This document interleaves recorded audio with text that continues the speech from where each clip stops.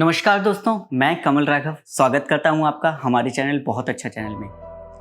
दोस्तों, आज एक ऐसी कविता या ये कहो सच्चाई आपके सामने ला रहा हूं जो शायद हम सभी इस दौर से गुजरे होते हैं। एक बहुत छोटा वर्ड है, ब्रेकअप।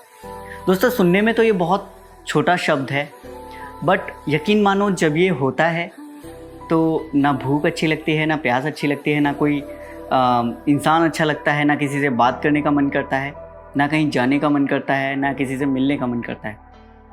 शायद ये पोयम आपको रिलेटेबल लगे, शायद आप लोग भी इस दौर से गुजरे हो। मैं गुजरा उस दौर से। ये शायद कविता मैंने उसी समय लिखी थी, आज से 2-3 साल पहले। अब मौका मिला है कि आप सबके सामने लाऊं, तो चलिए शुरू करते हैं। अच्छा, जब ये ब्रेकअप होता है हम लोगों का, तो भुलाने के लिए हम लोग बहुत कुछ ट्राई करते हैं। फिर मन से एक ही आवाज़ आती है, चल कोई बात नहीं। तो मेरी पोएम का नाम भी यही है, चल कोई बात नहीं। चलिए कविता शुरू करता हूँ।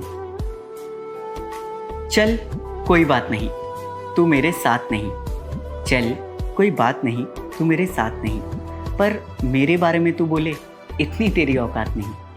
तेरी अब की बात और पहले की बात में वो बात नहीं।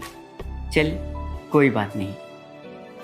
व्हाट्सएप की डीपी जो मेरे बिना लगती नहीं थी कभी, व्हाट्सएप की डीपी जो मेरे बिना कभी लगती नहीं थी, लगी है अब 2 हाथों के साथ, पर उसमें मेरा हाथ नहीं। चल कोई बात नहीं। लिखा था जो लेटर उसने मेरे लिए अपने खून से, लिखा था जो लेटर उसने अपने खून से मेरे लिए। ब्रेकअप के बाद जब मैंने दिखाया उसे जाकर, दुख तो इस बात का है अब उसे कुछ याद नहीं। चल कोई बात नहीं। जब भी कोई नया झूठ पकड़ता था और दोस्तों को जाकर सुनाता था, दोस्त बस एक ही बात कहते थे, बहुत चालबाज लड़की है, धोखा देगी तुझे, समझ जा। और मैं बेचारा हंसकर कहता था, चल कोई बात नहीं। उसके बर्थडे पर पड़ोस के एक खड़ूस हमेशा गाली देने वाले निखिल से पैसे उधार मांगकर उसे फ़ोन गिफ्ट किया, और जब 2 महीने तक लौटा नहीं पाया, वो मेरे घर आया। बहुत डर गया मैं, पर वो सिचुएशन जानता था। उसने मेरे कंधे पर हाथ रखा और एक ही बात कही, चल कोई बात नहीं। After graduation, after few days, मैं वही अपने 2-4 काले कलूटे दोस्तों के साथ वो नए इंस्टीट्यूट में गई। उसे नए फ्रेंड्स मिल गए।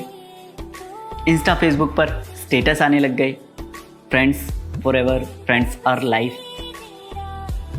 और वो जो दिन के 23 मैसेजेस और 48 कॉल्स होते थे, वो सिर्फ 6 मैसेजेस और 19 मिस कॉल्स रह गए, वो भी जो मैंने किए थे। पर फिर भी दिल ने कहा, चल कोई बात नहीं। आफ्टर 42 डेज नोएडा के एक मॉल में वो मुझसे मिलने आई। बहुत खुश था मैं, हाथ कांप रहे थे।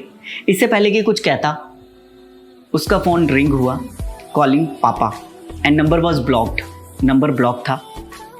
मैंने पूछा, बाबू पापा का नंबर कौन ब्लॉक करता है? तो बोली, अरे वो इंस्टीट्यूट बोलकर आई हूँ ना, पापा को पता लग जाएगा। मैंने बोला ओके।